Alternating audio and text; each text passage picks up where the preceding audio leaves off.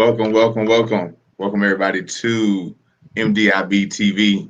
My name is Jamie Latin Sims, co-founder of My Degree is Black, and this is my partner. Hey, what's going on, everybody? J. Albert Nichols, the other co-founder of My Degree is Black. Really excited about this combo today. I'm gonna stop right there real quick because I tend to kind of get to laying out things before it's time to lay things out. So especially because I'm excited about the guest we had today. But just a quick, 30-second description of My Degree is Black and why we've started this. So My Degree is Black is our platform to help facilitate changing the narrative of the HBCU experience. Take my glasses off and there I see that reflection. But it is to help change the narrative of the HBCU experience by celebrating our culture and telling our stories, specifically your stories, the stories of HBCU alumni, and the impact that going to an HBCU has had on your lives and how you've now been able to impact the lives of others, both within your community and everywhere else, and use that as a way to drive more visibility, to drive funding, to drive alumni engagement, to drive enrollment to HBCUs. So thank y'all for being here. This is going to be a really great conversation. I'm excited to have it. In the meantime, we got 5 to the party. Can we cha-cha slide yet, Jamie? Oh, we got 7 now. We got 7. We can't quite cha-cha slide. Well, we can cha-cha slide. We just can't do the electric slide yet. We can't do the electric slide yet. While we cha-cha slide and y'all just on live, can you guys do a roll call for me? Tell us what HBCU you graduated from, which one you support. You might not have graduated from. I used to wear North Carolina and Duke shirts when I was younger, but I didn't go to either school. So you might support HBCU but didn't go. So let us know in the comments who you represent, who you're here with, so we can shout you out really quick. And then we're going to introduce these two brothers to you real quick. We're going to get a teaser question in before we get to that conversation about HBCU sports. And then we're going to get right into the meat of things. So I don't see anybody chiming in. Usually it takes us a while for you guys to get ready to get on the dance floor.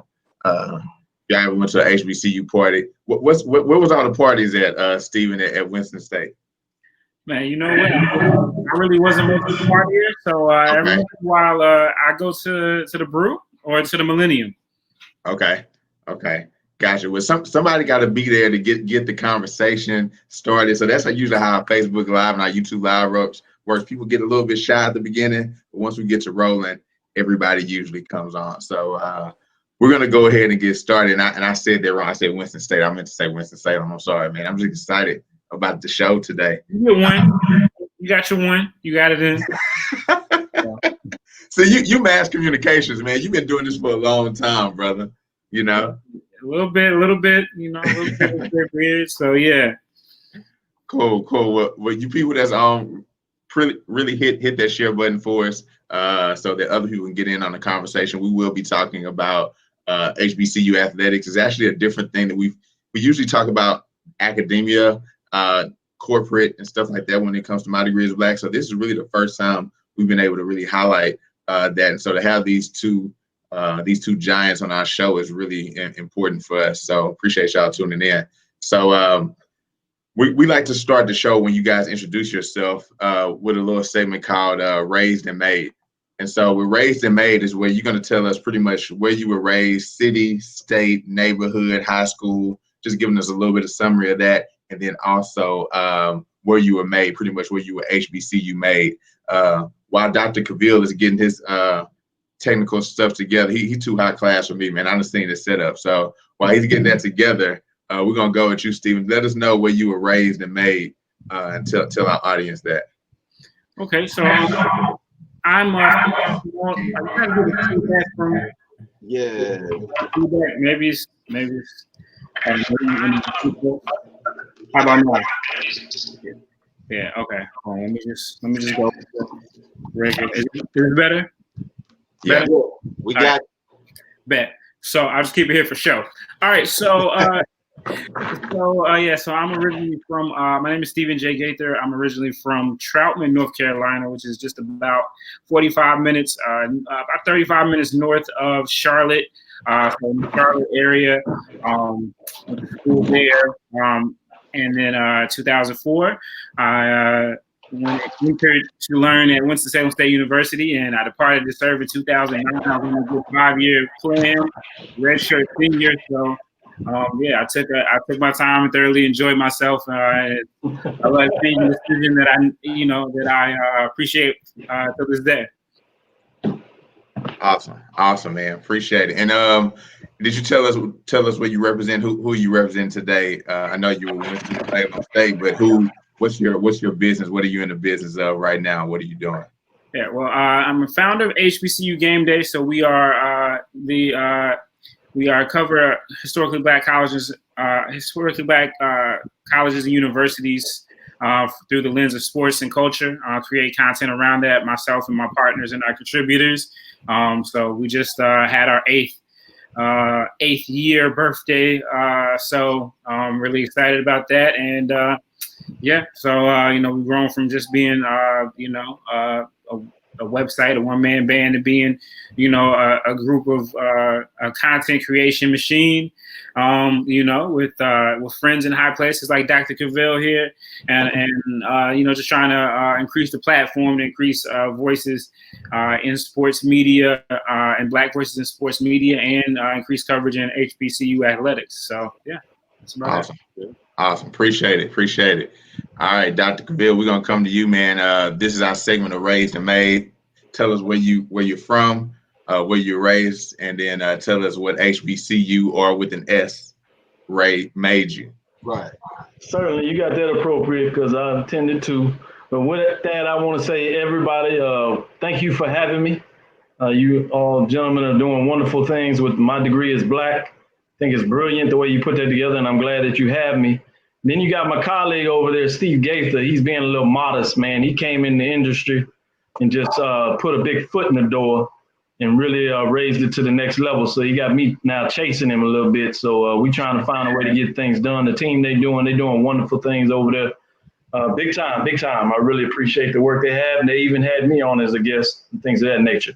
But in regards to your question, I'm from Waco, Texas, born actually in Norman, Oklahoma, so reared in the big city of Waco. When you come from the state of Texas, everything is bigger. So even a city the size of Waco in a lot of states would be significant. But in the state of Texas, man, you got world to go with big cities such as Dallas, Houston, and San Antonio, just to name a few of them, as if I know all that kind of good work.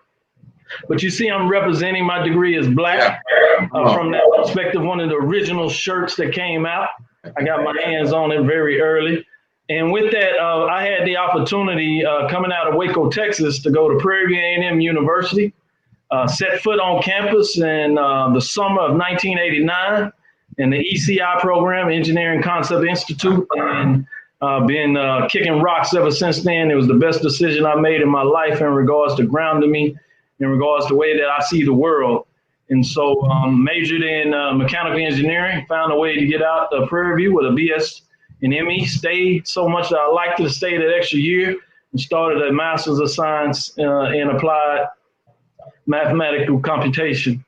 And then went into work in the industry, project engineering for a little short while, came on back and ended up at Texas Southern University, where I worked on a second and third Masters, the MBA, a Master of Science in Human Performance of Kinesiology, and finally did the doctorate, took the deep dive and did a doctorate in Education Administration.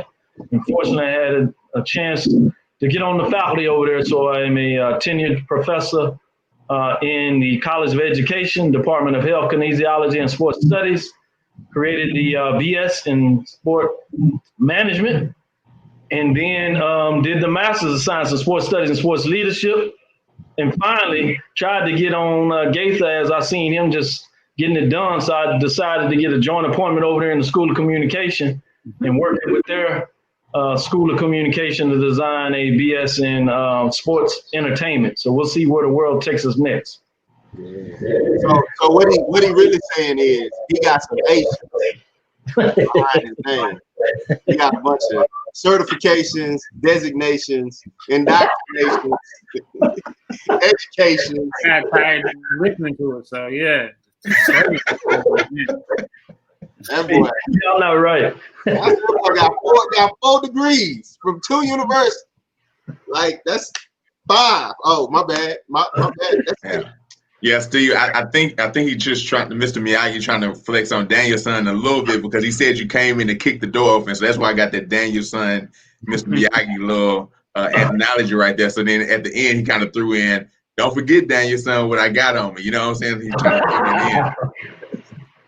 So man, y'all boys ain't right. But the kind of thing I do is like you all do every Tuesday. We do a show on HBCU Sports. Where we try to cover all the sports and provide a different angle. We tend to do it from a entertainment and the business side of sports. And so that's kind of our special niche that we do every Tuesday from 6 to 7. yeah. And speaking of flexing, I see on your last show you had Steven's intern. We don't have interns, but you had some interns from Air It Out on your show. You got to read real big time to have interns working for your business. So Steven flexing a little bit on that one too, but I love it, man. Y'all are inspiration to us. Yeah, we brought them on with the 2 young ladies. As they said, they work with Steve Gaither. They're in the graduate program at FAMU, doing a wonderful job. And you know, the industry has a lot of males in it, a lot of men.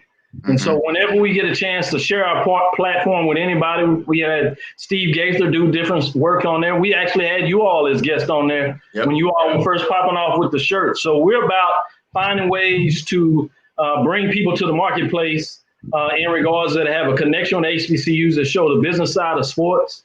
And so these 2 young ladies were establishing their platform. So we said, let's get them now before they get big time working with Steve over there. So we wanted to make sure that we can say, hey, we can talk to him. Smart man. Smart man. Yeah. Corey and Dominique, they're great.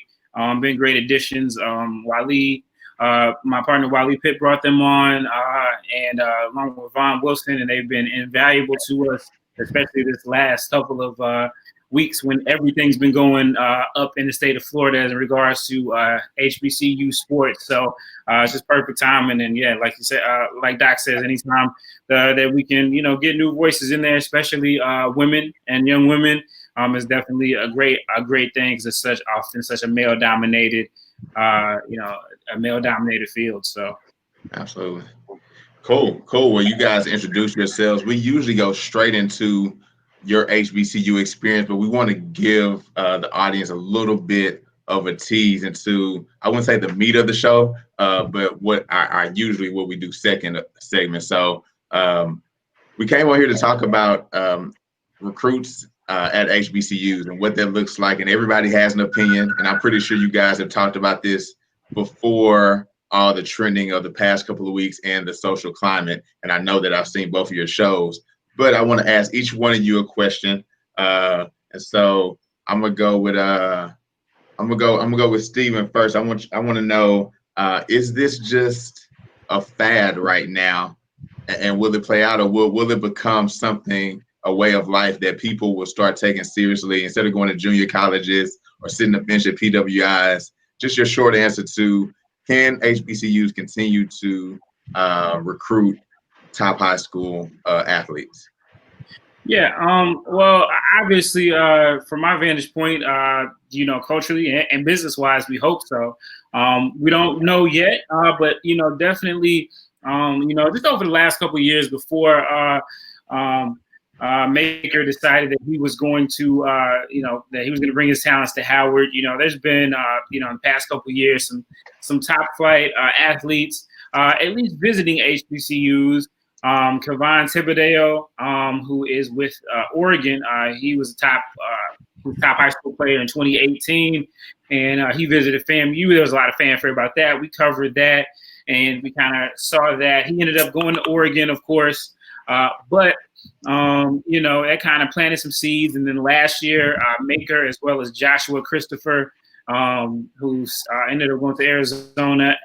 They both had Howard on their top list, visited them, and then of course we saw that Makur made it official and chose Howard. So I mean, those are great signs for sure. I think and then also the young man Mikey Williams, one of the top prospects in 2023, is talking about he's going to definitely take HBCU seriously in his recruitment.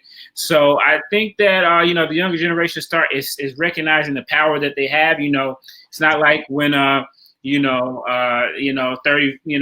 40, 20 years ago, even 15 years ago when I was coming into college, where you needed TV to cover you to have people to know about you.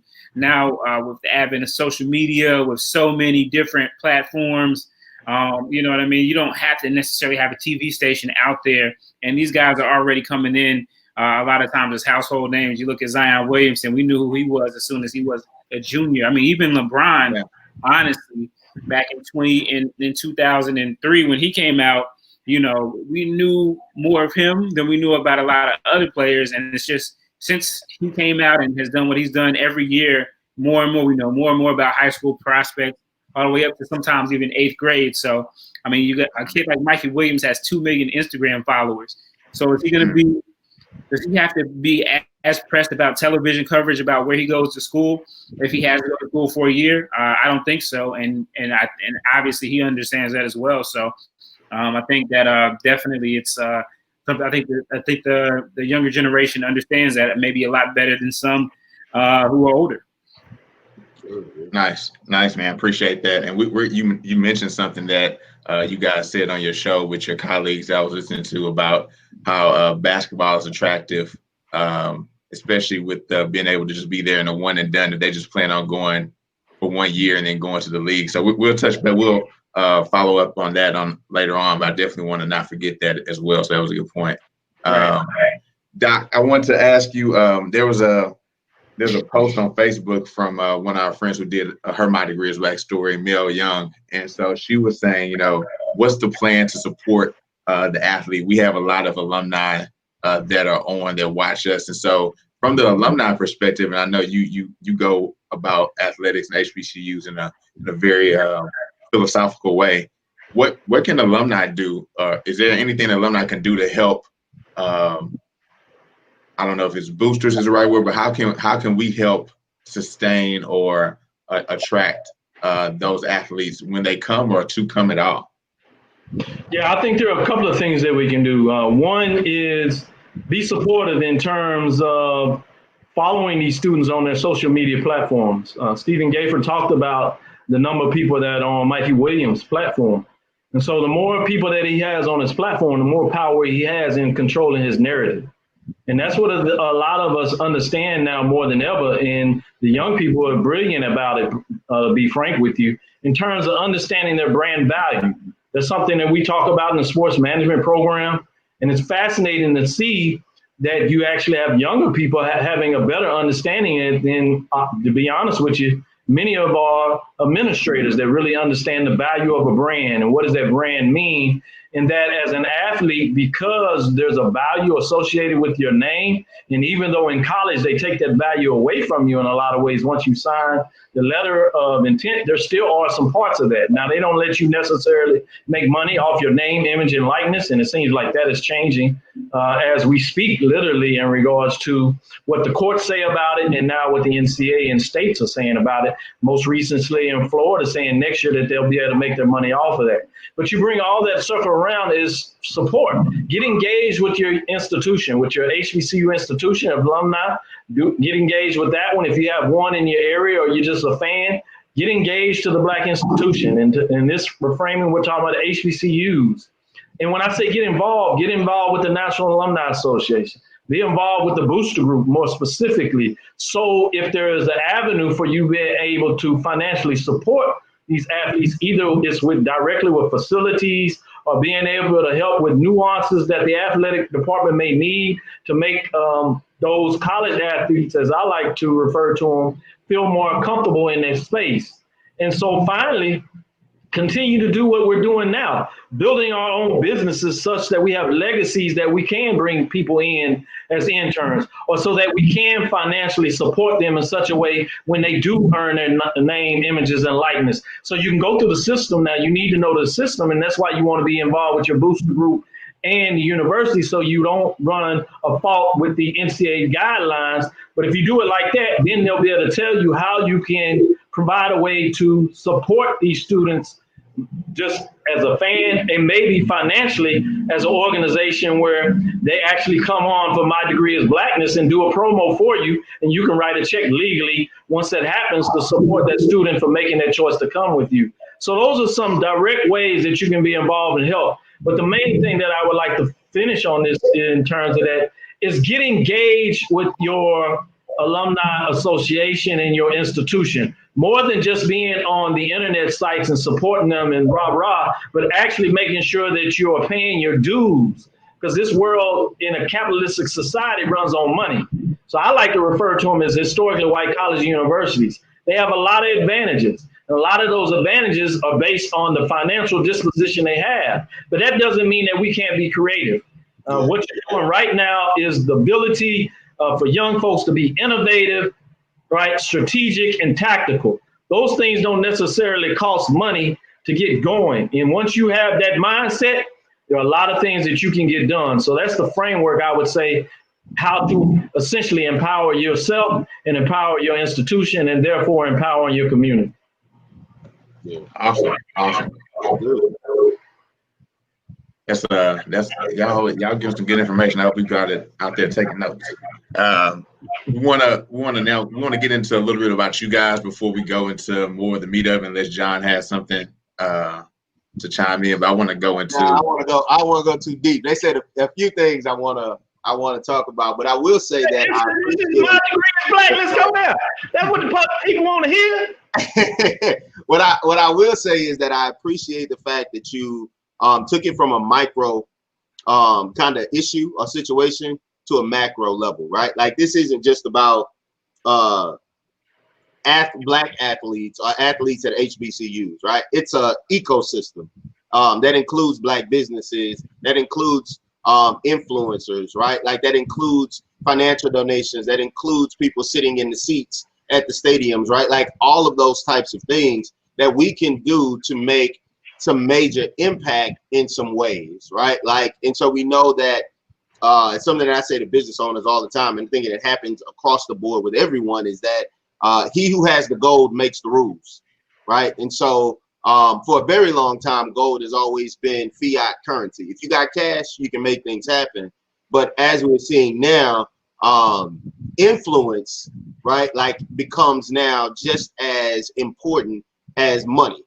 And so if I can generate influence, then I can impact and influence dollars, right? Like, so now you have, I can imagine, and I'll say this and then we'll continue on with the show, but I can see Black businesses getting together to support Black institutions, Black athletes, right? Like, all of those types of things, right? Like, and so now X, Y, and Z business is the business that is funding the recruitment of certain talent in certain areas, right? Like changing what philanthropy, so to speak, looks like for us, right? It doesn't just have to be, let me go.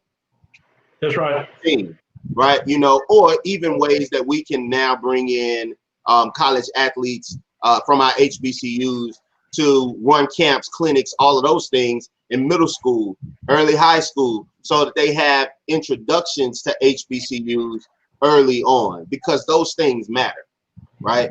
That's perfect, John. It takes me right into the next question. I wanted to ask each one of you, how were you introduced to HBCU? Because even as we go around, I would say the country, we've been mostly within the South. As My Degree is Black and I travel. But when we go and we talk to high school students and parents, some still really don't even know about them, or they knew it was a school, but they didn't know what an HBCU was. So I want to know for you all, two different generations, but how were you introduced to an HBCU? And then how did you decide, or why did you decide that you wanted to take your talents there? I'll let Doc go first. I went All first. right, thanks, Doc. Thanks. Giving the older statesman a little bit of that shine. I see you. I got introduced. I was fortunate. My grandfather actually went to Prairie View. 1947 is when he graduated. He was the first of two Army ROTC graduates that were commissioned at Prairie View when he went to Prairie View and actually left. And so it has been ingrained in my family pretty early about the need to go to college. And so my parents, they missed a generation in regards to the fact that they both went to OU. But my dad was very interested in going to Tennessee State before he finally chose to go to OU. And I'm glad it worked out because I'm here with that platform. And I don't know if that would be the case if he went in another direction. But my grandmother also went to Prairie View. She was part of that big time nursing program that we all know about at Prairie View A&M University. Yeah.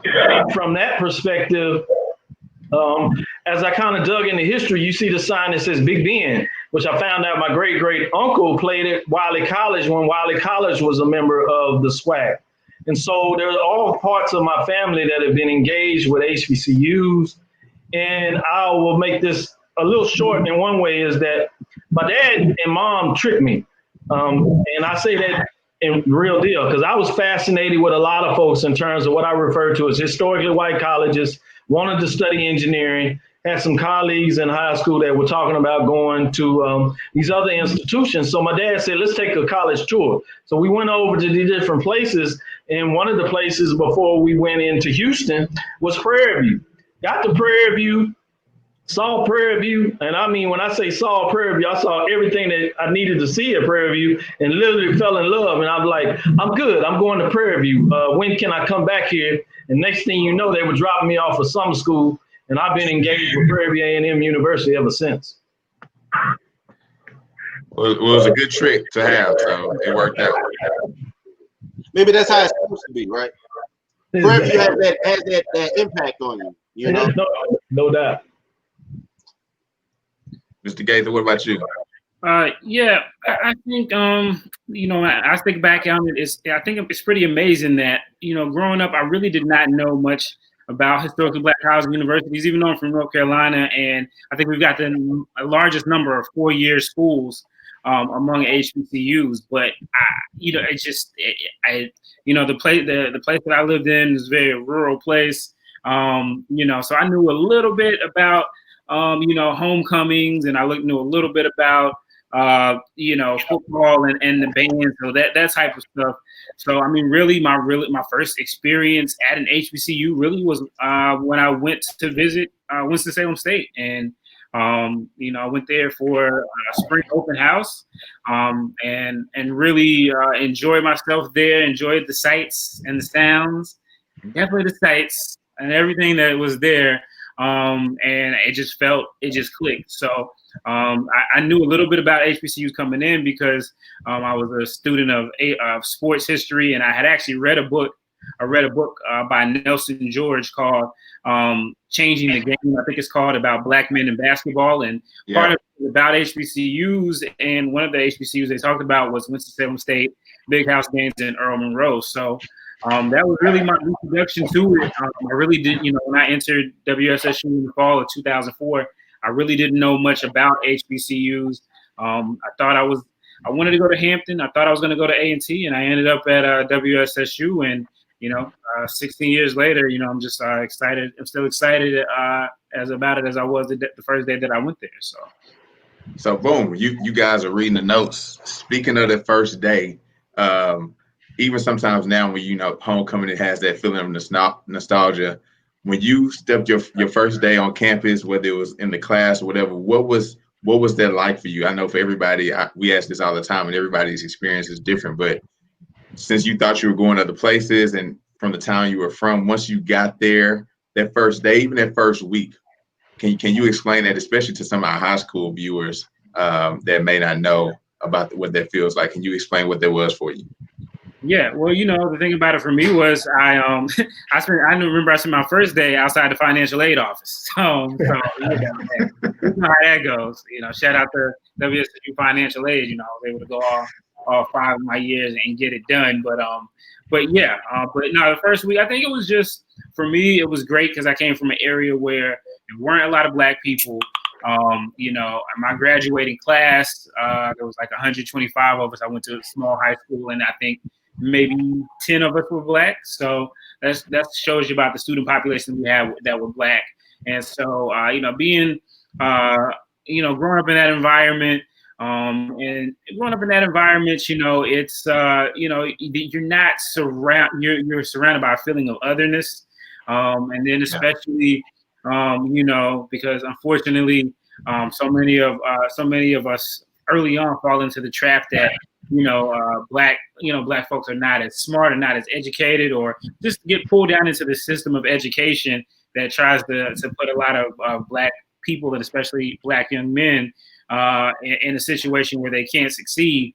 So, you know, sometimes you feel like it's rare that type of success is rare, but then you get to your school and you see, you know, all these people that are your same age, that have similar experiences as you, like similar life experiences, and you see that all of these people have been successes where they were, and now you're coming together, and it was just an amazing feeling, and something that, I mean, has forever changed me. I definitely think, you know, just, you know, my life before, you know, pre-WSSU and after, whatever the first day was, August 21st, 2004. This is a totally different atmosphere and feeling, and you know, I thank God every day for that experience, because you know, again, it's just, I think that's why homecoming is so important to so many of us who went to HBCUs, and you know, unfortunately this year with COVID-19, we're not going to have it, and but I don't know, you know, I get to be, you know, covering sports and being you know, pretty close to my alma mater. I get to go pretty regularly, so I'm plugged in with the students and everything. But it's definitely a great feeling of homecoming when you see all of these faces in real life that you only see most of the time, you know, on the phone, you know, in person, and you can connect and have that feeling, even if it's just that quick pound, or, you know, somebody coming to speak to you, you kind of remember who they are, and you don't, and then like 5 minutes later, you figure out who it was. Like, all of that stuff is very real, and it definitely changed my life. So, yeah. So what he's saying is like, your experience wasn't Prairie View's experience, but it was still good. Gotcha. Good to know. Thank you for letting us know that. I've never been to Prairie View, so I can't speak on it. But you know, I'm a Ram wherever I go. It's on my back. So I let everybody know wherever I go, Winston's on my back. So we go. Hey, look, you see how Gaither snuck that in there, that he big time people, he give pounds and be like, man, I don't know who this person is. You know. Hey, when you big like that, you can do that. I remember very fondly coming into summer school, coming into Prairie View. I came from a school that demographics were about 60% European Americans, white, and 35%, if you would, African American, Black, and then 5% of a lot of what we refer to as others, Hispanic, were coming in, and some other different ethnic groups, if you would. And so when I came to Prairie View, as I said, to visit, you know, I was just like, man, it's cool. And it was summer school, so everybody was relaxed. So you get dropped off on campus, and your parents clean everything up. Man, I was like nervous. I'm like, you know, I'm not as cool as I am now that everybody sees me. I wasn't big time like Steve, so I hit the campus. I was just kind of like, oh man, you know, I was a little bit probably nerdy side, which now I can take with pride. It's cool, you know, PhD, doctorate, and all that. Yeah, super nerd, 5 degrees. Back then, it wasn't all that. It wasn't with all that. So I was kind of like, And so you get up, you go to class, you meet a couple of folks, and you exchange where you're from. You get this professor comes in, he's clean, it's an African-American, and he's teaching all this information, and you like, oh man, and you're gonna have a quiz on this next week. You're like, oh really? Serious? So I'm just like overwhelmed. You get in there, you get some study groups, you find out. Then, as you said, you get to your first homecoming, and then that's when you was like, yeah, I chose the right place. You have the alphas around the tree doing their stuff, and you mesmerize. I come out, and you have some omegas on one side, deltas and AKs. You got all these different ages, people with canes, young people with children, and you just like, oh, wow. And everywhere you listen is music, people offering you food, and you just like, yeah, this is home. This is what Black college is about in terms of the love and everything. And final thing I'll end up, as you allude to, is taking those road trips.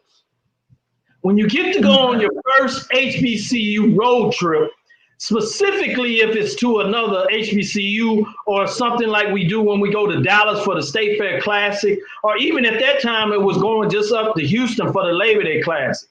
You get all your friends and you come around and you just take over, and that first after party, and you see the Greeks moving around, people dancing and just libations and everything going on, and you like, oh, wow. So not only do we get a chance to get the books, but you have a chance to have fun. And this is all around people that look like you.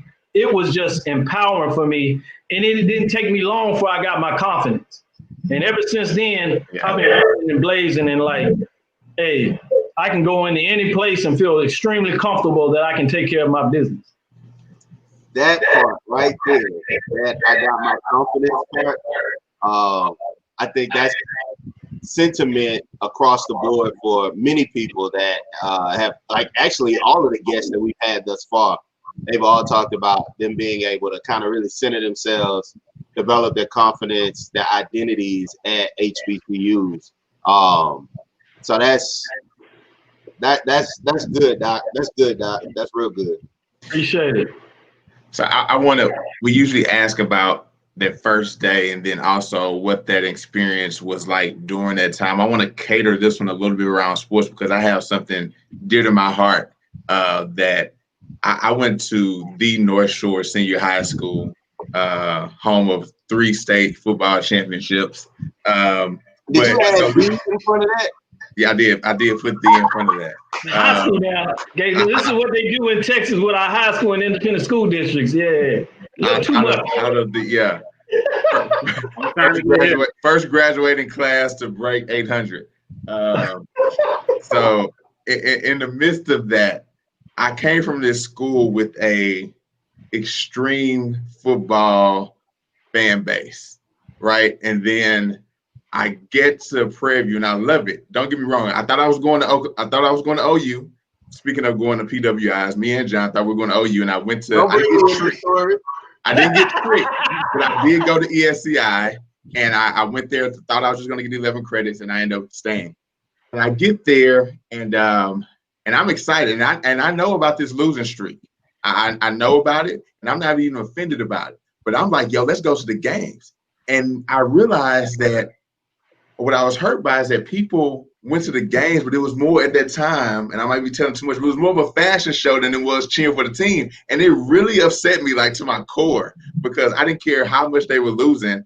I wanted to cheer them on. And I was there when they broke the losing streak and tore down the field goal post and drug it into the president's yard. And yes, I was there. But I say all that was, You're not supposed to say that part. They're coming to get you. We might edit it before. Somebody did that. That wasn't you, right? Somebody did that. You just no, it wasn't me. I was just watching them do it, you know. But what was that? I don't know. What was your high school sports experience like? And then how was it when you went to an HBCU? Because for me, I had to adjust to the point that people used to call me that crazy guy. I almost was going to be the mascot because I really wanted to get people into the games, but I just couldn't dance as good. That's why I wasn't the mascot. But what was you guys' experience like when that transition from high school sports to HBCU sports? I'm gonna let Steve jump in here with that with the Rams, because I heard they do it big with the CIAA tournament, and so then I'll come back and talk a little bit about Prairie View, but I want them to get a little taste of the CIAA in Winston-Salem State. It's funny that you mentioned that because, well, I go to high school and then I go to Winston-Salem State. So high school, I already told you, was very bland. And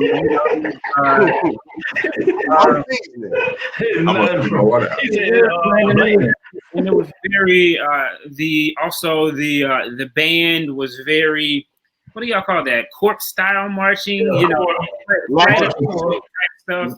Yeah, that because so there was another high school in the area. It was my dad's school, and they were the school that had a little bit more flavor, and they were they weren't a historically Black high school, which we had in North Carolina, but it's a lot more colorful, and it kind of resembled more of the HBCU type of experience. So I went to the school that was a little bit less flavorful. So, because of that, I used to go to the other teams' games, and I used to enjoy myself there. So when I got to WSSU, I was like, okay, this is a little bit similar. It's a little bit similar, a little bit familiar in that vein. So it felt I enjoyed that part of it. As far as the CIAA and the Rams, so actually I arrived in August of 2004. At the same time when Dr. Harold Martin, who's actually the chancellor of North Carolina A&T now, decided to try to move Winston-Salem State to Division I into the MEAC. So the first 2 years I was in school, we were in the CIAA. We were competitive in basketball and football. We didn't win the championship in either one of those years, but then we transitioned to Division I into the MEAC. The football team was pretty. It was ups and downs. I mean, the highlight, it was. There was some highlights as well, but yeah. So it was a different time to be attending WSSU and doing sports because of that Division I transition. We didn't really play a lot of our games at home on our home basketball court, the Gaines Center, named after C.E. Gaines, a legendary coach, Clarence Big House Gaines. We didn't play a lot of games on campus. We played a lot of games off campus at the Coliseum, and so. Now I get to go to the games and watch the basketball team compete, and the atmosphere is just so much different. Their experience is so much different than mine because they're in a more intimate basketball arena, basketball gym, and sometimes I envy that a little bit. And then it wasn't long after I got it. So they never won any. The basketball and football teams never won any championships while I was in there. So it wasn't until after I left that they actually, when they came back to the CIAA and they got good again, but. So my alumni athletic experience at WSSU has actually been a lot better than my student experience. But all in all, this it's been great. Yeah, I have a similar story when you talk about coming to Prairie View. I went to Waco High, and I told you about the demographics. So the band-wise, we were pretty core old type of traditional. Marching style. I was in the band, so I played the bass drum. And so it's funny because we used to have these what we call jam sessions with the drum and percussion side when we got an opportunity to it. But it wasn't nothing that time when I went up to the State Fair Classic as a junior and senior in high school and saw Grambling and Prairie View, and I'd be like, oh, this is how the band is supposed to get down. I can get with this. And so I was like, yeah, that was pretty nice. But as we transition off, much like you said, independent school district, we were in Waco High, so football team was pretty good. We had just combined 3 schools in my freshman year, so my sophomore, junior, and senior, we were combined with 3 other schools. So you had Jefferson Moore, which was the Moore High School, the segregated high school at the time, that became Jefferson Moore. That had a high percentage of African Americans in the school. Then you had Richfield. You had the old Waco High, which had more European American school. You came together with the school. One school got the mascot, one school got the colors, and the other school got the name. So you had New Waco High. So I came from a larger school from that perspective that played really well in football and was pretty good at basketball. So you come to Prairie View, long story short, in '89, that's the actual time where we actually started and had our last win. We played Mississippi Valley in homecoming and got win here in 1989. So I was a fortunate class because I got to actually see the football team with a win in '89. So I went through the rest of my school year, and as you know, I had many people that came in the class at me that actually came to Prairie View, left Prairie View, and never saw a football team have a win. Because in '90, we stopped the program and brought it back without scholarships, which wasn't really told to everybody. So everybody just thought we were bad, which we were, but it's because we didn't have scholarships. As you know, the now commissioner, Dr. Charles McCullen, actually was at the school, came in at the same time. And as I left and was connecting with the school, he actually became the athletic director. So I literally got to see it grow and change that program around to the point I actually went to Langston when we played Langston and had the losing streak stop. So I was in Langston, Oklahoma for that game and got to see that. So I read in the paper about the field goal coming down. I didn't get to partake in it, but I read and saw it. It was just hilarious and like Prairie View is back. And I take that all the way back to the point that I started covering and creating the polls, talking about what I do now, covering HBCU sports to get to see it full circle and be part of the booster group that actually provided funding for athletics, as you saw Charles McCullen at that time, now Dr. Charles, build the program up. And I actually got to go to Birmingham when we won the championship, the SWAC championship football game, and saw a full circle where we literally had that last win before we went on the losing streak, saw the win when we won in Langston with the players crying and everything all the way around to when we won a championship in football, and started seeing other programs such as baseball win back-to-back championships as we rebuilt that program, seeing the basketball team win a regular season championship, losing the tournament, and then a couple of years later win a tournament championship, to what we see now, back-to-back regular season championships and the tournament, and we would have won back-to-back for everybody that follows sports if the tournament wasn't canceled, just for you know that. But then given the chance to go over to Texas Southern University and work with Charles over there, work with the current athletic director and be intimate about starting a sport management program and working with that athletic program from a consulting perspective is really full circle in terms of what you can see the power of HBCUs from an athletic program. So I literally got to see it, as you said, from the old stadium, which I had junior high stadiums that were better in Waco, to now we have a state-of-the-art stadium, a fully engaged basketball arena with seats that where they just put in a new video screen in the basketball arena, a baseball field, if you would, with grandstands, as well as softball, state-of-the-art track and field. And so I can go on. And I'm talking about this because I just had a chance to go up last week to record a speech for the 2020 Prairie View A&M University pinning ceremony. And so obviously every time I come on campus, I get a chance to go to the athletic facility because it's close to me. So I took around the pitches. So it's amazing to see where it started, again, from '89, where I saw the last time we won, the losing streaks, to where now we're fully engaged. And what I like to say, we're in the business of sports at Prairie View A&M University in terms of what we're doing at the Division I level, a member of the SWAC, founding member of the SWAC in 1920, I may add, that we continue to move forward. That is just literally expanded to a 12-member conference with FAMU and Bethune-Cookman. Look out, people. This is really sweet in the SWAC, Southwestern Athletic Conference, and I'm covered. So Doc saying he need his own segment so he can go over HBCU history. Let y'all know what that look like.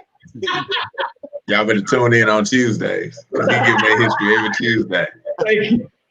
So, but I want to. We're gonna continue to learn about you guys and your experience at HBCUs and how they strengthen you and all that. But at the same time, we want to make sure we're getting the viewers in and trying to keep them interactive as they ask. So, when we asked earlier, was it a fad or or something that's here to stay? One of our viewers on YouTube, he had said that it was a fad with a possible. So I asked him, was that a spades analogy? And he said, absolutely. So he said, if we can strike while the iron is hot and get a handful to choose HBCUs, think the Fab Five, it could open eyes to others who would have not considered it or think of it as a viable option. I wanted to see what you guys thought about that comment.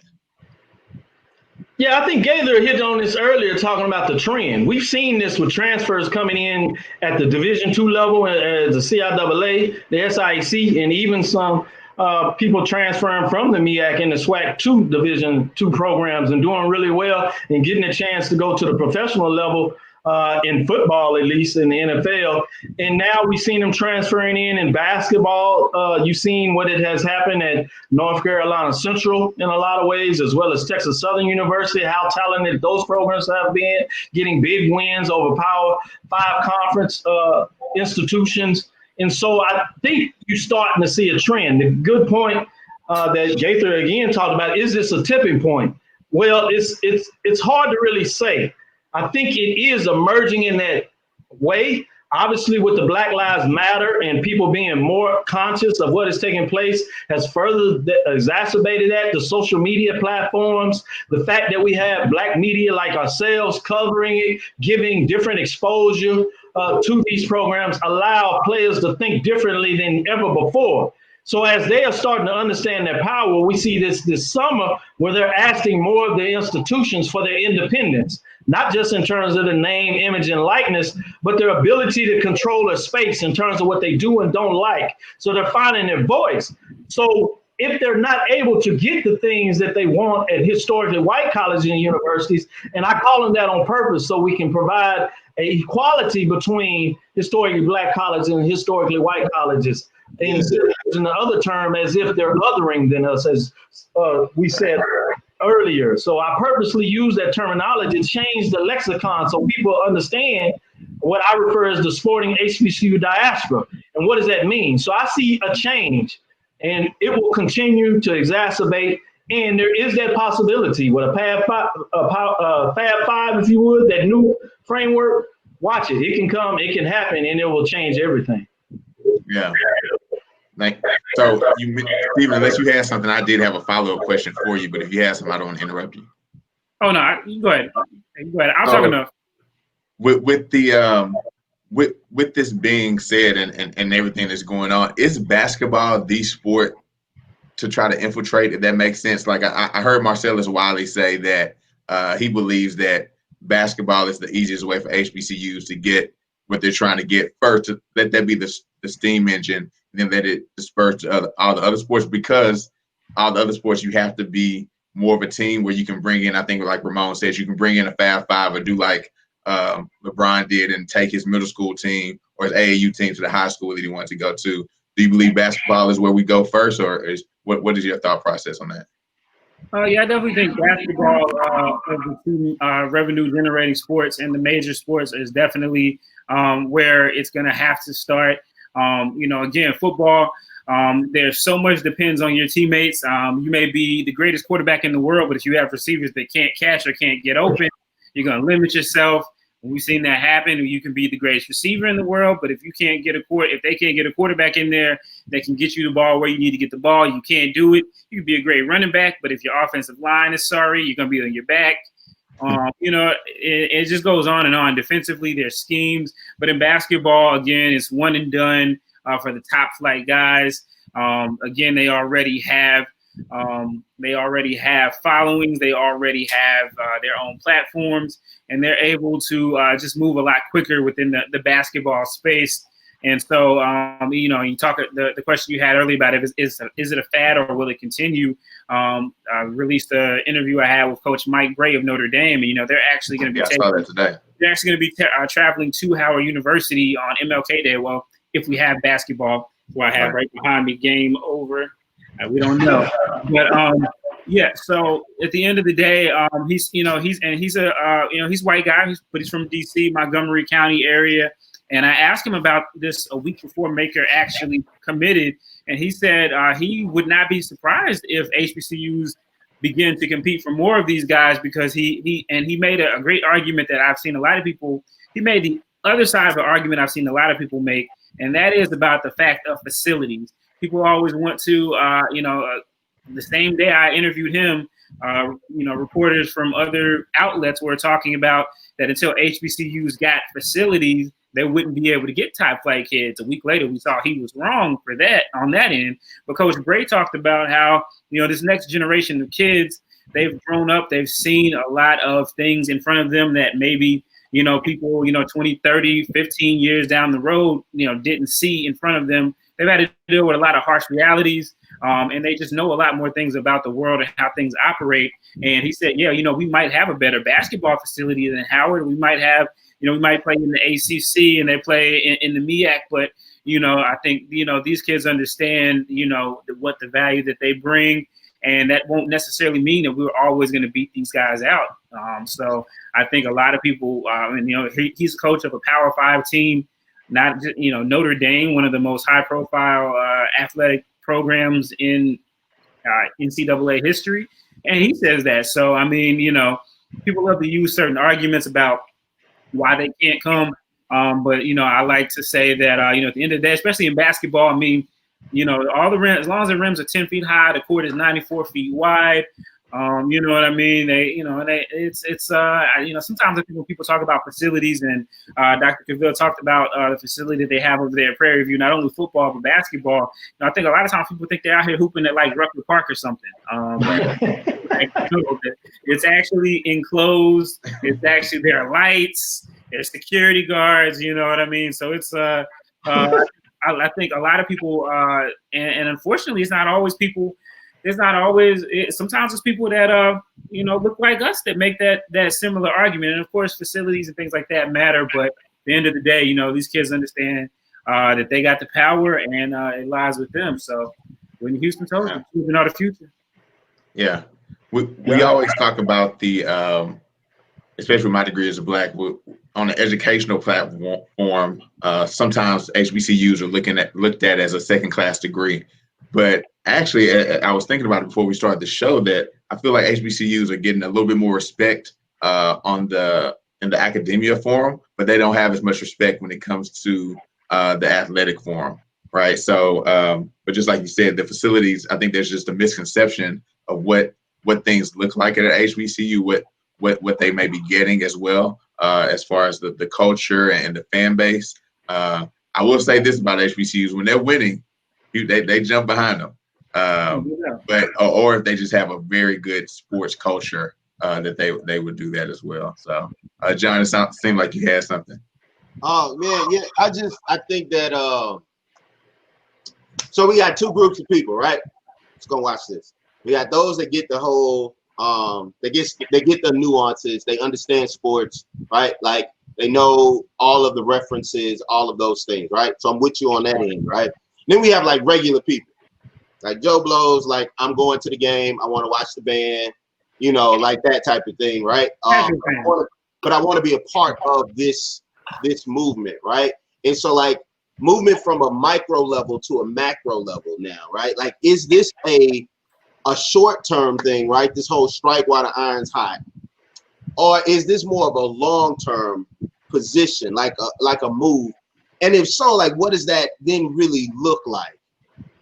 Yeah, actually, a couple weeks ago, I talked to Coach Robert Jones at Norfolk State, who just landed himself a guy who was in a top 100 player, 4-star guy, Nate Tabor, from New York, and who originally committed to St. John's, and then he decommitted and ended up coming straight to Norfolk State. And he talked about the fact that he really, that as a coach, he felt the urgency to strike while the iron is hot right now, because he said Black folks in general are actually very forgiving people, and that if everybody, a lot of people are up in arms about things right now, but if you don't strike while the iron is hot, then things may go back to, I don't want to say normal, but people may be in less of a militant mood. They may be, some of the intensity may wear off, and they may start, kind of falling back into those old thought patterns and old conventions. So I definitely think you got to strike while the iron is hot, and it's just amazing. The other day, I saw a rapper named Gilly the Kid. He's 36. Go figure that. But he was, just going on and on about how if his kid was a top athlete, there's no way, and a lot of explicit language, that he would not send his kid to an HBCU at all, because they're never going to be on TV. And, again, they talk about the kids understanding what's going on. But this is a guy who's, not even that much older than myself. He's 36, and he's still thinking about, he's still looking at TV stats. So I think you definitely got to strike while the iron is hot. I think the next generation is ready for change. They are ready to be change agents. We just got to hopefully, you have to, there's so much you got to fight. You got to not only recruit them out of the arms of the other coaches, you got to sometimes out-recruit them over the ignorance of their parents. So it's a lot. It's a lot going on right now. Yeah. Yeah, I think. Yeah, I think when you look at it like that, it's just a challenge to have this conversation because you really have so many different multiple layers. Yeah. And so you're talking about different people, where they come from, what their area, what are their socioeconomic biases that take place, their disposition on life. Are they connected with HBCUs from a historical perspective in terms of family? Where are they financially? Do they need to go for a financial need? And so you have so many different educational attainment. It's hard just to throw a blanket statement out there. So I like to look at trends. And so what are the trends telling us? As we alluded to earlier, we're seeing a trend. So if we're not careful, we get caught up in the moment, which is, as Steve said, it's harder to start seeing what is taking place. And you always need to strike while the iron is hot, which is important just in terms of moving an isolated program forward. So you always go for it when you can. But as I said earlier, you're starting to see different dispositions of how athletes in themselves are seeking more empowerment. So when we look at it from that position, what does that mean? They're looking to see their voices be heard, that they're looking for their own credibility in terms of what they see. You may not know there's a thing out there called the transfer portal. Last year in Division I basketball, there were over 800 individuals in the transfer portal. What does that tell you? The student athletes are having their own empowerment, where they are deciding to move from one place to another place, which means they're not happy. So if they're not happy, they're talking to each other and they understand that. So the question is what are HBCUs doing that may make them happy? Well, one of the things that we talked about is our experience. There's certain things that historically white colleges cannot duplicate.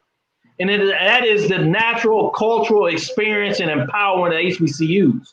So for that rapper that is ignorant, as he talked about, I'm not worried about that individual because that same individual in a year is going to be trying to transfer to HBCU in the first place because the first place they go to, they're not going to like his disposition of how he sees life. So that young man is probably going to have a problem and maybe flunking out because people are not going to be able to relate to him and see him in the disposition of empower that he knows. So I'm not worried about an individual like that because they'll have problems in their own right. I'm not sure if we want those problems in the first place. So I'm worried about folks that understand more about what it means to choose a college in terms of really understanding that it's not just about your about your athletic ability. It's about your academic privilege and what is culture going into that to allow you. When people go to look for African Americans, they don't necessarily go to historically white colleges for a top engineer. They go to a historically black college to go get the best of the crop.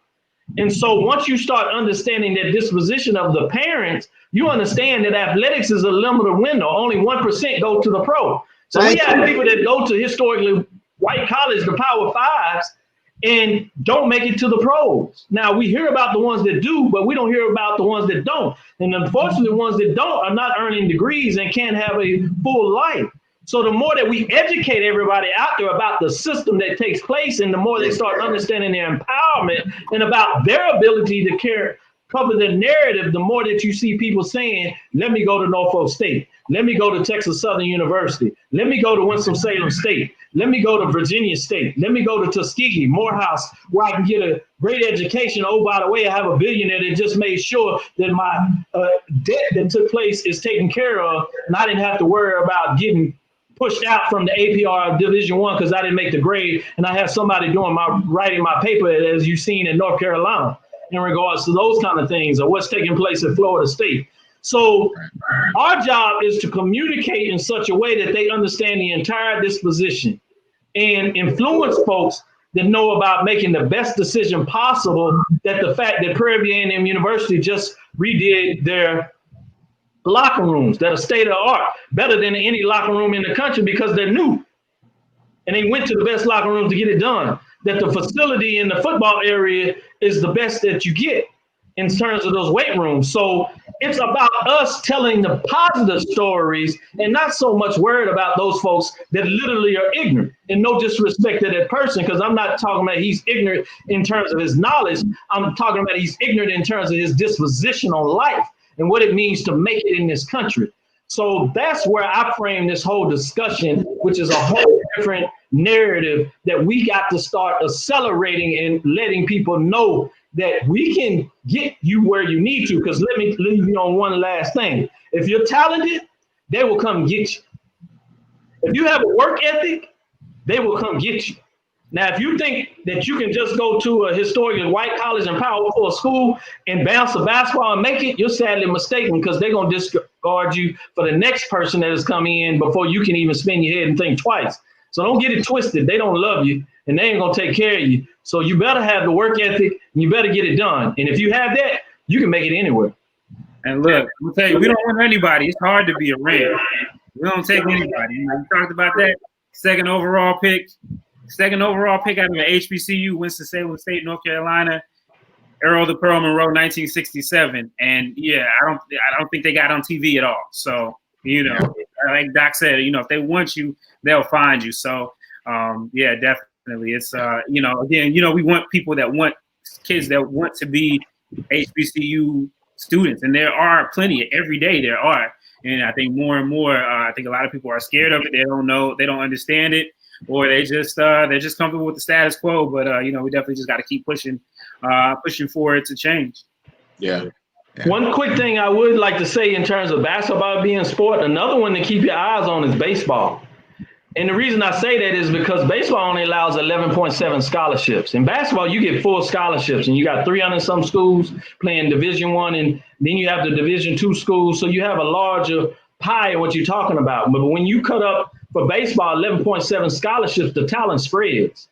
So it's an easier ability, in my opinion, to have the success in terms of a baseball program than it is in basketball. Although I think basketball is the place in terms of the revenue distribution where it's better. So I wanted to make that unique difference between those two sports.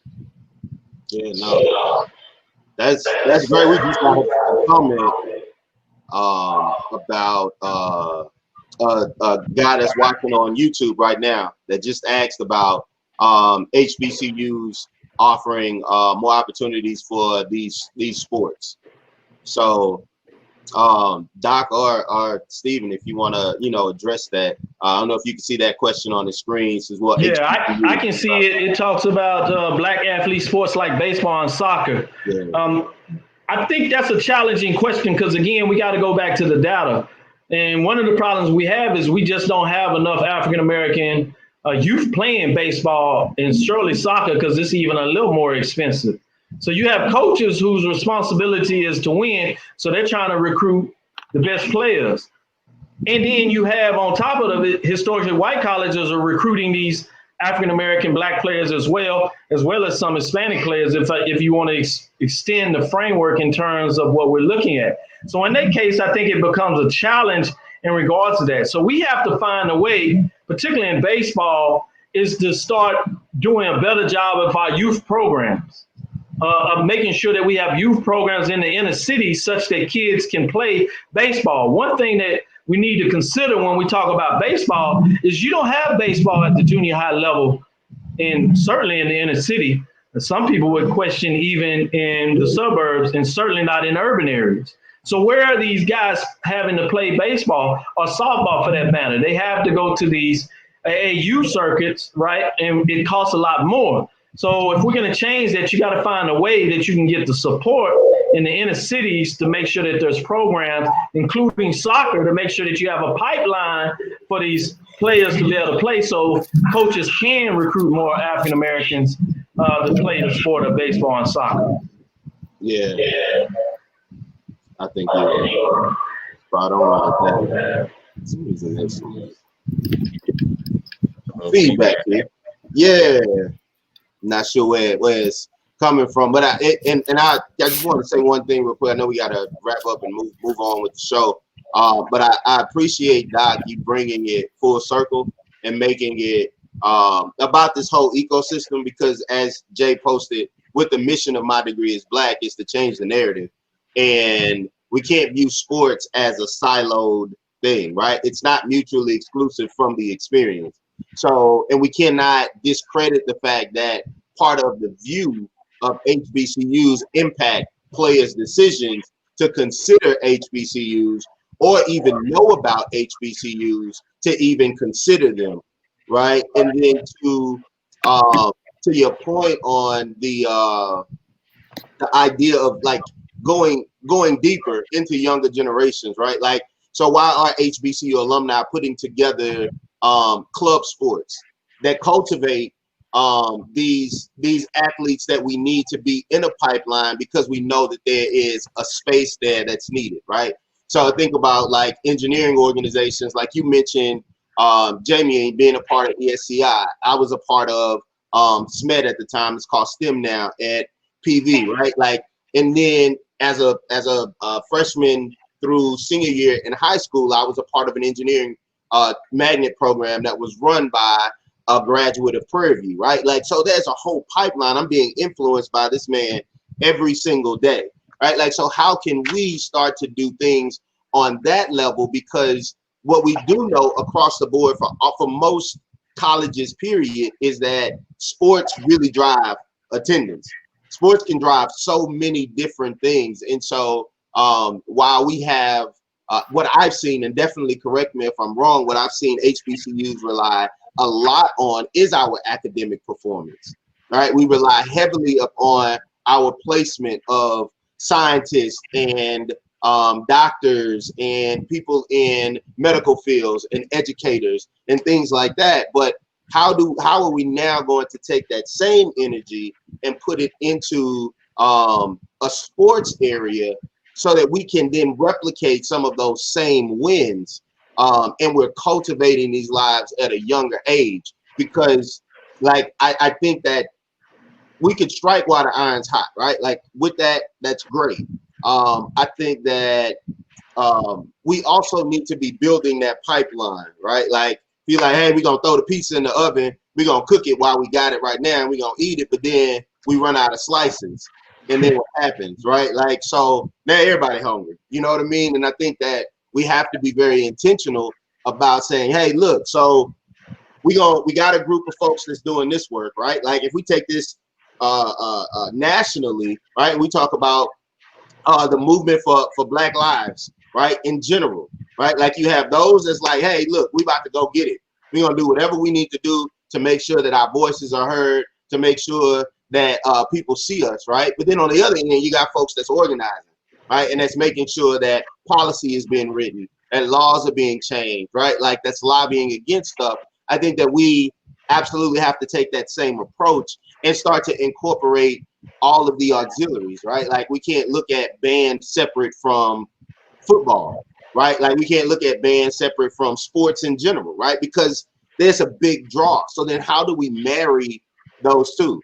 How is your athletic director at your university hand in hand with your band director, hand in hand with whomever is managing student activities and tailgating? Because we know those things tie in together, but many times they operate separately. You got people that come for the game, people that come for the band, people that come for the tailgate, and those aren't always the same people. So how do we cultivate those things here on campus, but then on the back end leverage the impact, the value, the money that our alumni have into doing things that would be interesting to them? We have so many, and I say this and I'll be done, you have so many athletes that don't make it to the league, right? I think about Ice Cube and him coming up with his own 3-on-3 situation, right? And it's like, hey, look, so we got all these retired folks, all these people that ain't doing that, but they have a love for the sport. How do we now get them into something that they get to control more of, that they get to enjoy more? We have all of these athletes that have finished from HBCUs or historically white colleges. I like that term. Have finished from these schools like that don't have careers going forward, right? Because their collegiate experience wasn't cultivated. How can we take those people and say, hey, look, so the athletic program of Prairie View is going to put $100,000, $200,000, whatever, into cultivating club sports or little league sports for our people that look like us, that are in the areas where we know those sports aren't, so that we can start to build, you know, these pipelines, and we don't have to go beg somebody or vie for the attention of somebody who has never had an experience at an HBCU, because we have our own group of people that we've already been cultivating, you know? Yeah, I think like you said, in the framework of that, we have to be very intentional. And I think what we're doing here is intentional, which means is that we're having our own space to be able to tell our own story. But we have to do that on various levels. As you did the introduction with us, we talked about those own spaces, that we're sharing these spaces with each other in terms of HBCU Gameday and what they're able to do to tell the narrative in a different way.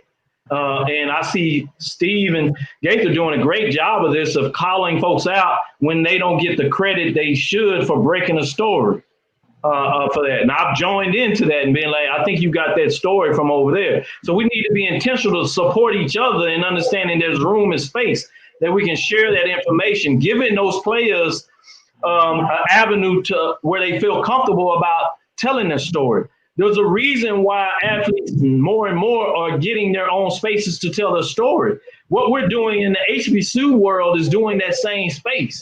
While things are getting bigger, they're becoming more important to have niche markets. So we need to understand the business of sports. And so that's why we developed a program that does that is not only intentional about teaching young folks the business side of sports, but we do it in such a way where we specifically look at HBCU athletics, because we figure if you can do it at HBCU because of the limited resource oftentimes, that you can go anywhere and get it done, because now you have more resources to be even more creative than what you did with the purposeful products that we put together in our subject matter and our various courses about understanding. As we have the only class that I know about around this country that teach about the history of HBCUs. In athletic programs, which is purposeful about giving people information of what it means to service these areas. I heard about a youth sports program where the teams were having color schemes after HBCUs instead of the professional teams. That's another way to do it. Again, getting here and finding ways to support junior high schools about having baseball programs and not just basketball programs and football programs. So this is a multiple way that we need to attack this, and we need to have people that are pushing for the legislature and make sure that HBCUs get their due finances and revenue associated with the institution so they can grow and prosper in that avenue. So it's multifaceted, multi-purpose, but at the end of the day, it's about us telling our story. It gets no simpler than that. One of the biggest networks out there is the fact that I learned real quick that they are just in the business of telling stories, but they understood that telling stories is valuable. So once we understand that we tell stories, because one of the things I do when I first get up, after I get my general news, I make sure I go to HBCUGameday.com. I make sure that I go to HBCUsports.com. I make sure I go to www.honordown.com. I make sure I go to mydegreeisblack.com to see if there's any new merchandise, any new news out there, right? I go to all these spaces because I'm purposeful and intentional to make sure that I get my news so I can deliver even more updated and fresh news when it comes to Dr. Cavill's inside the HBCUsports.com. And now I have athletic directors and commissioners and presidents asking me consulting questions because they know I'm an expert in my field. And I can deliver them information that they can't get anywhere else, with expertise that they can't get anywhere else. Well, expertise and knowledge is valuable. That has never stopped since we came from Africa from the very beginning. The ability to have knowledge is power. So we got to go back and tell folks that you can become a subject matter expert in your field anywhere, in any place, just studying your craft, and they will find you because people need information and they pay very well for it. And that's why I eat very well. I look, very good, and I'm not apologizing for it because I work well. And I have beautiful friends around me that are doing extremely well. And that's not to insult those people that are not. It's about telling people about understanding the empowerment of yourself. So once you have value in yourself, it's hard for anybody to tell you anything different. Yeah, no doubt. I mean, I just want to amen everything that Doc said. Like, he took my answer. That's my story. I'm sticking to it. But no, everything that he said is right on point, about empowering yourself. I mean, the reason that I started Gameday was because, I knew I had skills and I knew I had skill sets, and I wasn't being recognized by the society at large. But, some of the skills that I learned at Winston-Salem State University, I knew, when I questioned myself sometimes about where I was in my career and what could I do, I had to think back to my time at Winston-Salem State University and gather myself and realize who I was and who I could be. And that empowered me to take the dive into, covering HBCU sports and shining the light on it in a new way. So, that type of thing is what HBCUs foster, and that type of pride in yourself and what you can do matters, and it's tangible. And what I think the schools have to do is from the very beginning, they need to understand that every student that comes through those doors, that is a potential pipeline for you in the future. If you treat them correctly, if you make sure that they're taken care of, and of course they got to handle their business as well. And at the end of the day, the students are customers. Not every customer is a good customer, but the customer is always right, and whatever the customer says about you and your school and your product is the truth. Is their truth, and it translates. So, one of the things that I was just reading about the great Florida A&M coach Jake Gaither. I'm not sure if we have any relation, but I'm gonna go ahead and claim him anyway. So there you go. But I was reading about how when he and Bill Bell, who played actually at Ohio State University back in the 1920s and 30s, and that's when they would let him play against the PWIs, because when they would go down south, Vanderbilt and some of those schools did not want him to play, so they would send him scouting. He was actually the coach at Florida A&M before Jake Gaither, and he led them to national titles and prominence before Jake Gaither. But what they did was, football really wasn't even big in Florida at the time, if you can believe it. But what they did was they taught the game,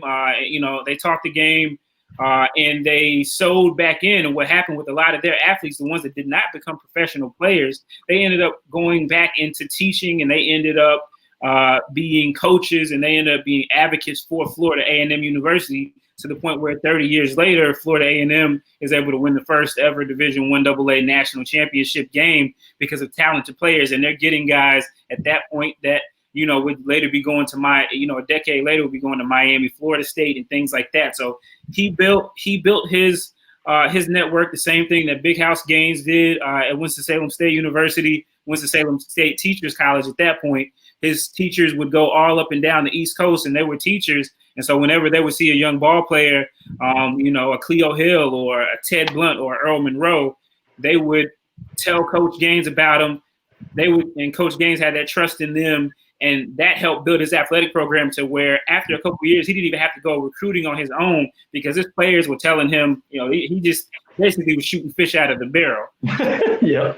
And that's real, and so we got to treat all of our students.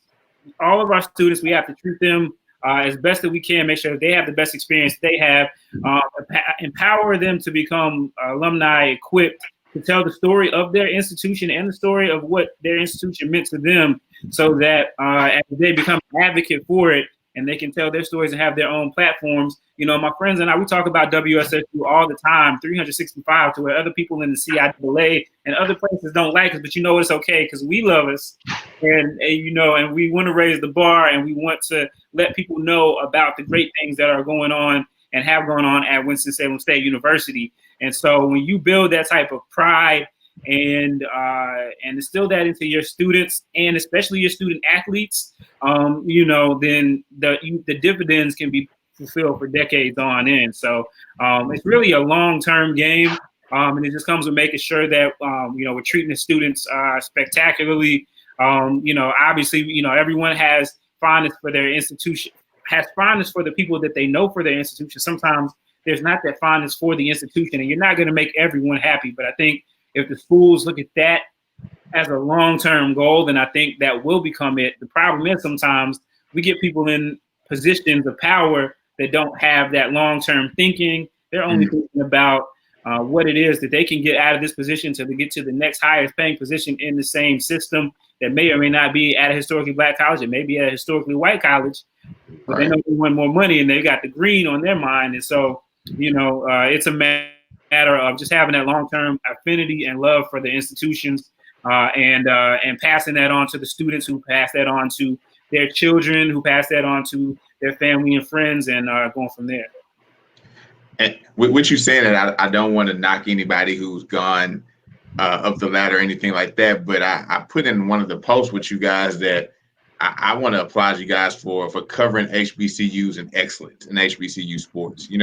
I told a friend of mine, it was kind of like when Christian rap first came out. I was like, "You a Christian rapper? Like, that's whack. Like, you can't really rap." So like the same thing, like when HBCU sports was covered, me and my homeboys, we could not listen to it because it just seemed whack to us. And so you guys are, I'm not trying to disrespect anybody else that's in the media field, but I've listened to you all, you guys cover, like, I feel like I'm listening to ESPN when you guys are covering what you're covering, you know what I'm saying? So you guys could have easily said, I'm good, and I'm about to go to this next level because they're paying more money, they're doing these things. So I just want to publicly applaud you guys for bringing excellence to the HBCU media platform along with your other colleagues as well.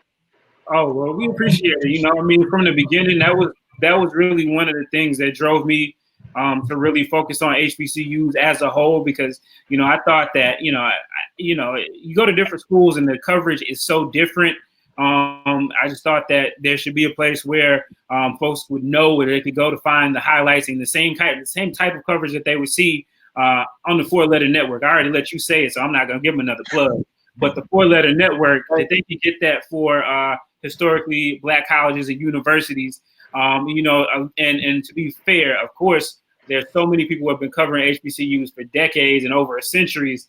But a lot of the folks that I noticed that a lot of the coverage was old media, as we say. It's print media. The folks who actually cared about it, they had been left behind in the digital divide of media as things pulled themselves out. So they weren't the people who did not have the desire to do it, and the people who had a desire to do it didn't necessarily have the tools or the know-how or weren't empowered to do so. And so, being a fairly young guy at that age, I just felt like, hey, why not take on the world? And so, and again, luckily, the thing about it is, like, if you got something you want to do, if you just start walking, you're gonna find somebody else to walk with you. And so, my partners Tyler Carr and Wally Pitt, and all of our contributors, even the folks like Dr. Cavil, you know what I mean? Like, when I started on this journey, I didn't know I was gonna interact with all these people and have these same people that have the same mission.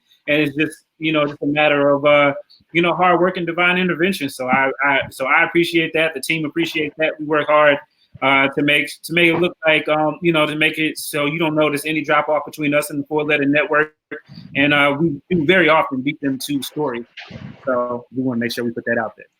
Absolutely. Yeah, I agree with Steve in terms of what I always told him when I first met him and the work he was doing, that I said, man, you pushed us further, which is good, and which is what we want.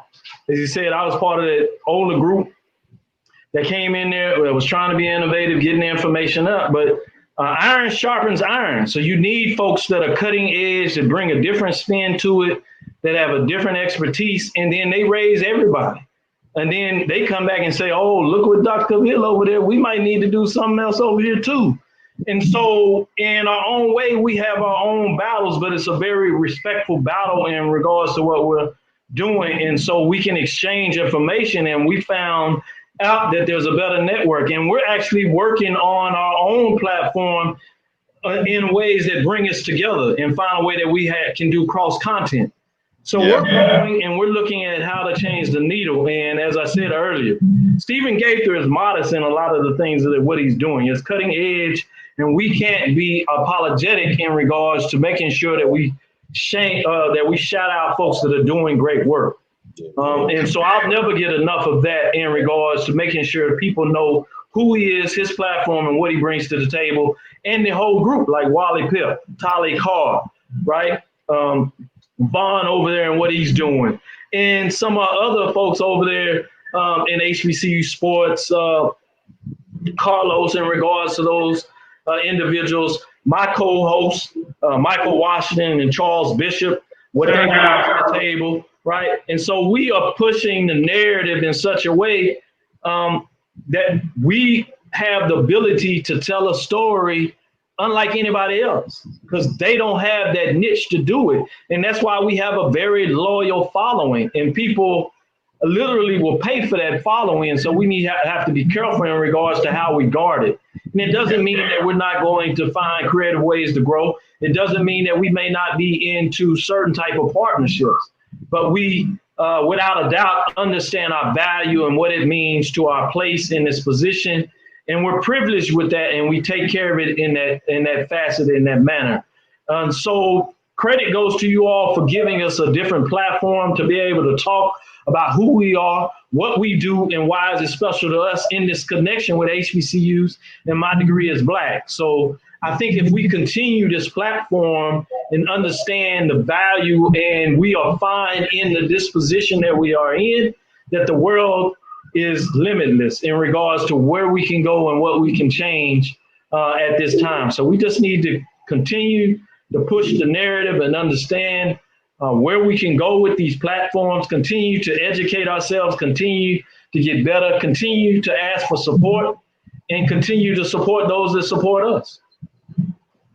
Absolutely. Not just too. So, you know, a lot of times the Black media has been great for getting stories exposed, and then folks who have maybe more resources or have more connections take that story and they sell it. So it's all about Black media ownership, as well. There's Black targeted media, there's Black owned media, and I think that definitely people can know the difference between that, know who's who, know what's what, and just kind of be more aware of that as well.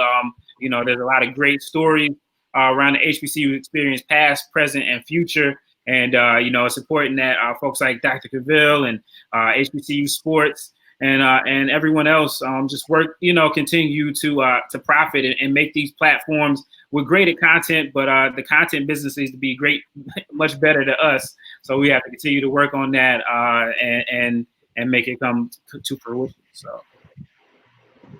All right, cool. I know when there's some blue chips coming out of North Shore, I know where to send them to. I send them to you guys so y'all can put up the story first, you know. So, we'll take it. when North Shore won the state championship last year, Zach Evans got sent home. He was a top recruit running back. The guy that came in to replace him, I was like, we need to recruit him because nobody was thinking about him until he won the state championship for him, and he had to. So, but anyway, man, we appreciate you guys. I think we gotta wrap it up now, but we had it's so much to cover, and we had a blast job. But so I'm gonna put that out there. Everybody, go follow HBCU Gameday on YouTube, and go follow Dr. Cavil at Inside the HBCU Sports Lab on Tuesdays. They have amazing content. Go check them out, because what we talking about now, what we were talking about now is just an appetizer, what they give consistently. And when you guys talked about sharing information and within different platforms, we're going to definitely be more intentional of checking out you guys' show, taking some quotes or even some clips with your permission, and putting it on our platform, and just, you know, giving you guys the credit to let people know where you're at, and so that people can know where the information is coming from. Because like I said, you guys do it in excellence, and that's really one thing we try to do when we were telling the stories of the HBCUs, is really showing these parents, these students, and even the alumni at other universities that want to go back for grad school, the power in the HBCU experience. I'm gonna throw this out there while I got them both here, and we got live people, so they can't say no. So you know that part of what we're doing with My Degree is Black TV is we want to create this HBCU network. So what I'm just hearing in this conversation is some exclusive series and some things that are done from the HBCU Sports Lab and from HBCU Gameday, and some really dope content that we can house, you know, both on your platforms and ours. That would be, you know, your own special series, especially if we're talking about engaging some of these high school students and stuff like that, because we're in front of them quite a bit. Oh, no doubt. No doubt. When you go out to the high schools and you show, and you know, you want to show them, what the HBCU athletics experience is about, past, present, and future. You throw in some highlights with Wally Pitt spitting on the mic, slinging his lens left and right, Tyler Carr, in the studio in Atlanta, making behind the back shots and all that stuff he does. And, me just playing on Twitter, yeah. Yeah, I agree. Yeah, anything we got, you can have. Like I said, if you can get that content for the HBCU game day, you can get it from us. You're going to get second to none information. So we welcome the exchange of information. Like I said, I already have my I'm making it over here. Yeah, we're gonna make sure you get to you. Yeah, we're gonna make sure you get it. You represent. Yeah. And so when we get off, Steven, you send me your address and the sizes so I can get you some shirts, man. I'm standing on live so that way I'm held accountable.